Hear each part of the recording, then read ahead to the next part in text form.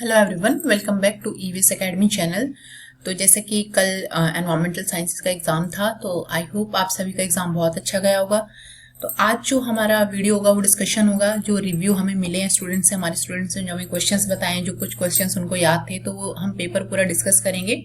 जितने भी क्वेश्चंस याद थे, किस तरीके का पैटर्न एनटी दे रहा है आजकल, और किस तरीके से आपको आगे अपनी प्रिपरेशन करनी है, क्या चीज़ें ज़रूरी हैं, प्रीवियस ईयर करने हैं नहीं करने, वो सारी चीज़ें आज हम वीडियो में डिस्कस करेंगे। तो वीडियो स्टार्ट करने से पहले मैं आपसे रिक्वेस्ट करना चाहूँगी कि आप हमारे यूट्यूब चैनल ईवीएस एकेडमी को सब्सक्राइब कर दीजिए, सो दैट कि आपको अपकमिंग एग्जाम्स के लिए जो भी हम प्रिपरेशन करा रहे हैं, जो भी new videos, new concept, new किसी भी टॉपिक पे कोई भी वीडियो हम अपलोड करेंगे तो आपको उसका नोटिफिकेशन जल्दी से जल्दी मिल जाए।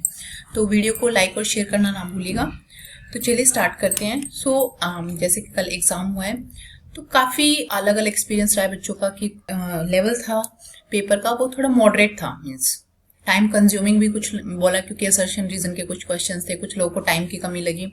ऑल्दो न्यूमेरिकल्स बहुत कम थे, तो टाइम का नहीं होना चाहिए क्योंकि न्यूमेरिकल्स में ज़्यादा टाइम लगता है। बट जो कल के एग्ज़ाम के बाद एक चीज़ सामने आई कि अब जो आगे आने वाली जो भी एग्ज़ाम्स होंगे वो कॉन्सेप्ट बेस्ड है, मीन्स पूरा आपके कॉन्सेप्ट क्लियर होने चाहिए। तो पूरा पेपर कॉन्सेप्ट्स पे बेस्ड था, क्योंकि न्यूमेरिकल्स में देखो क्या होता है कि न्यूमेरिकल्स में आपने कोई फॉर्मूला याद कर लिया तो आप उसको इजीली कर सकते हो, लेकिन थियोरेटिकल अगर पेपर है तो उसमें क्या होता है कि आपको पूरा उसका बेसिक चीज़ें पता होनी चाहिए, बेसिक से लेके पूरा हाई लेवल तक, या पूरा कॉन्सेप्ट आपको उस चीज़ के पीछे का पता होना चाहिए, तभी आप उसको सॉल्व कर पाएंगे। और कुछ स्टूडेंट्स का कहना था कि ऑप्शंस जो होते हैं कंफ्यूजिंग थे। देखो एनटीए का एग्जाम है, नेशनल लेवल का एग्जाम है, तो ऑप्शन तो कंफ्यूजिंग होंगे, वो ऑप्शंस में ही आपको, और कई बार ऐसा होता है कि हमें दो ऑप्शन तो क्या होता है हम ड्रॉप आउट कर सकते हैं, लेकिन सबसे ज्यादा कंफ्यूजन हो जाता है जो रिमेनिंग दो बचते हैं उनमें ज्यादा कंफ्यूजन होता है कि ये भी लग रहा है और ये भी लग रहा है। तो इस तरीके का कंफ्यूजन क्यों रहेगा आपको, अगर आपने अच्छे से प्रिपरेशन नहीं की है, अगर आपने ध्यान से उस चीज को अगर समझ के नहीं पढ़ा है, तो आपको ये कंफ्यूजन हमेशा रहेगा। तो इसके लिए आपको क्या करना है कि आपको चीजों को कॉन्सेप्चुअली पढ़ना है। हर एक वर्ड को, जो भी स्टडी मटेरियल में, जो भी क्लास में बोला जाता है, हर एक वर्ड को आपको समझना है कि ये वर्ड यहाँ पे क्यों है। आपको अपने बिहाफ पे टीचर से या किसी भी तरीके से आपको चीजों की क्लैरिटी होनी चाहिए। तो देखो सबसे पहले हम पेपर वन को भी थोड़ा डिस्कस कर लेते हैं। तो पेपर वन में क्या था, डीआई की अगर हम बात करें, जिसमें सबसे ज्यादा स्टूडेंट्स को डर रहता है, डेटा इंटरप्रिटेशन, तो उसमें डीआई में क्या था, डीआई इजी बताया, जिससे स्टूडेंट्स ने बोला कि डीआई काफी इजी था। उसमें खाली आपको परसेंट मीन्स सिटीज और टिकट्स, मूवी टिकट्स का पूछा था, तो वहां पे आपको परसेंट के बेसिस पे सारा निकालना था। तो जिसने परसेंट को समझा होगा अच्छे से, परसेंटेजेस को निकालना था होगा, तो मीन्स डीआई बहुत इजी था। उसके बाद जो सेकेंड थिंग होती है, जो स्कोरिंग होती है, दैट इज अ पैसेज। लेकिन पैसेज में इस बार क्या होगी, जो क्वेश्चन थे वो असर्शन रीजनिंग वाले क्वेश्चन थे, जो कि काफी स्टूडेंट्स को इनमें बहुत कंफ्यूजन रहता है, बहुत गलत होने के चांसेस भी होते हैं, तो ये हम बोल सकते हैं कि थोड़ा डिफिकल्ट रहा। उसके बाद आते हैं नंबर सीरीज वाला क्वेश्चन जो था, दैट इज ऑल्सो, वो भी काफी इजी उसका लेवल था, जो नंबर सीरीज से क्वेश्चन आया था। रिसर्च के कुछ क्वेश्चन आए थे, जैसे कि बताया कि क्रॉनबेक टेस्ट किसके लिए यूज होता है, ये डायरेक्ट क्वेश्चन आया था, that is use for reliability. Reliability validity आप लोगों ने पढ़ा होगा, तो वो उसको मेजर करने के लिए यूज होता है। आफ्टर दैट एक क्वेश्चन पूछा था कि कोरिलेशनल रिसर्च में जो इंडिपेंडेंट, जो डिपेंडेंट वेरिएबल होता है उसको क्या बोलते हैं, that is a outcome. Outcome जो होता है उसको हम बोलते हैं डिपेंडेंट वेरिएबल। कोरिलेशनल रिसर्च की अगर हम बात करें, तो ये कुछ रिसर्च के क्वेश्चन थे, बहुत ज्यादा डिफिकल्ट लेवल के क्वेश्चंस नहीं आए थे रिसर्च से। एंड टीचिंग के भी कुछ स्टूडेंट्स को याद नहीं है कुछ क्वेश्चंस, तो कुछ ही क्वेश्चन उनको याद है। आफ्टर दैट डीआई हो गया, पैसेज हो गया, और सबसे ज्यादा जो क्वेश्चंस आए थे वो आए थे फैलेसी से, प्रमाण से। यहाँ से क्वेश्चन आए थे, स्क्वायर ऑफ अपोजिशन से भी क्वेश्चन आया था, काफी इजी क्वेश्चन था, हमेशा क्वेश्चन आता है यहाँ से। एक जो हायर एजुकेशन की अगर हम बात करें तो आई थिंक किसी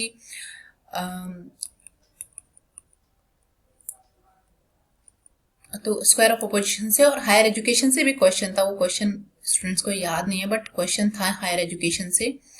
डायरेक्ट क्वेश्चन पूछा था वो भी कि इनके हेड कौन थे, किसी चीज का हेड पूछा था, तो that is from higher education, वो डायरेक्ट क्वेश्चन था। हायर एजुकेशन से डायरेक्ट क्वेश्चन ही आता है।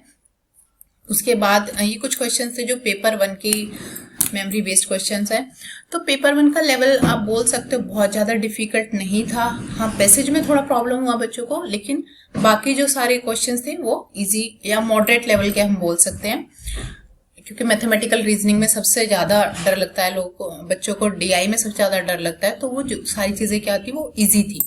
अब हम अगर बात करें अपने सब्जेक्ट की, that is for environmental science, तो पेपर 2 की अगर हम बात करें, पेपर 2 में भी देखो 2 पैसेज मीन्स आजकल क्या है एनटी का, इसमें भी कॉम्प्रिहेंशन या पैसेज आते हैं हमेशा, तो 2 आते हैं। लेकिन इसमें जो पैसेज होता है वो पूरा आपको जो भी क्वेश्चंस वहां पे दिए हैं उसमें जो ऊपर पैसेज दिया है वहां से उनके आंसर्स बहुत ही कम मैच होते हैं। आपको वो जो 10 क्वेश्चंस है वो भी आपके अपने सिलेबस से, अपने जो पढ़ा है, आपके जो कॉन्सेप्ट्स है वहां से आपको करना होता है, पैसेज से उनके आंसर्स नहीं बनते हैं।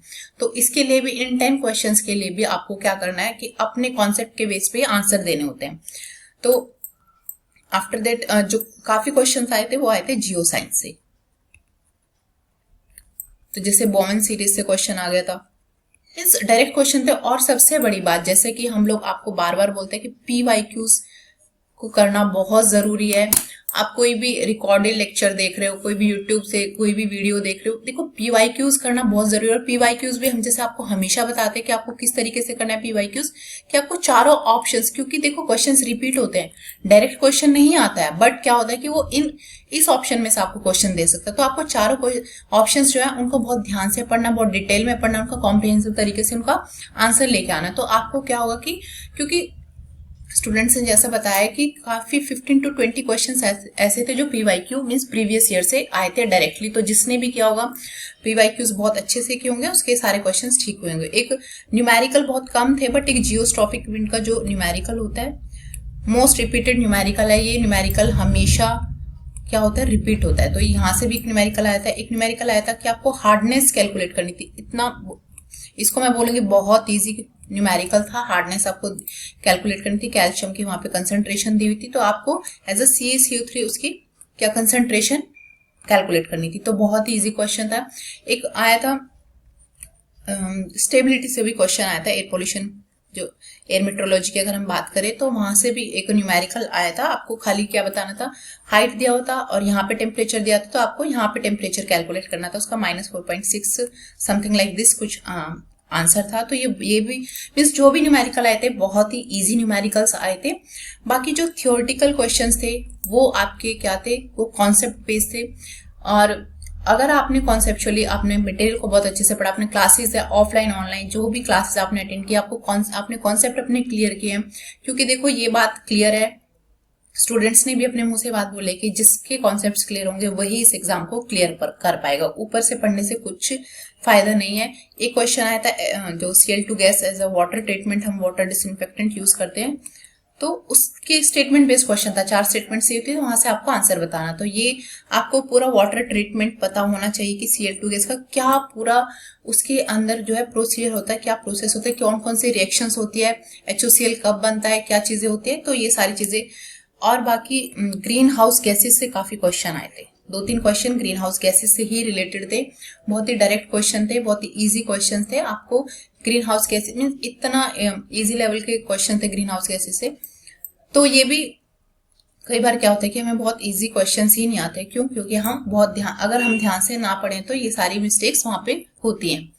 और ये कुछ क्वेश्चंस थे। तो पूरा जो ओवरऑल जो रिव्यू आया स्टूडेंट्स का, तो यही था कि जो पेपर का लेवल था वो काफी मॉडरेट था। बट अगर आप लोगों ने अच्छे से नहीं पढ़ाई की होगी, आपने कॉन्सेप्ट्स नहीं क्लियर होंगे आपके, अगेन आई एम रिपीटिंग कि आपको कॉन्सेप्चुअली चीजों को पढ़ना है। आपको कोई भी अगर आप कोई भी बुक पढ़ रहे हैं तो भी आपको ऐसा नहीं है कि आपको लाइन टू लाइन खाली पढ़ना है, तो उससे कुछ फायदा नहीं है, क्योंकि आपको कॉन्सेप्ट अपने क्लियर करने पड़ेंगे अगर आपको नेट GRF चाहिए। तो आई होप आप लोग अभी, क्योंकि जून में फिर से एग्जाम होने वाला है, तो उसके लिए भी आपको कोई भी क्वेरी है, आपको प्रिपरेशन कैसे करनी है, किस तरीके से आपको क्या चीजें पढ़नी है, क्या चीजें नहीं पढ़नी है, कौन सी चीज को कितना ज्यादा इंपॉर्टेंस देनी है, तो उन सब चीजों के लिए हमारे डिस्क्रिप्शन बॉक्स में नंबर गिवन है, तो आप वहां से कॉन्टेक्ट करके ऑफलाइन या ऑनलाइन क्लासेस के लिए पूरी वहां से आप डिस्क्रिप्शन बॉक्स में से नंबर लेके पूरी इंफॉर्मेशन वहां से ले सकते हैं। तो आई होप आप लोग अभी थोड़ा टाइम एंजॉय कीजिए और उसके बाद अपना जून के लिए, जो भी लोग जून के लिए प्रिपेयर कर रहे हैं वो जून के लिए लग जाइए, क्योंकि टाइम ज़्यादा नहीं है, बहुत जल्दी फॉर्म्स रिलीज हो जाएंगे और आपको अपनी प्रिपरेशन बहुत अच्छे से करनी है। यहाँ से आपको आइडिया हो गया होगा कि किस तरीके का एग्जाम आता है। तो अपनी प्रिपरेशन करते रहिए। All the best and thank you so much.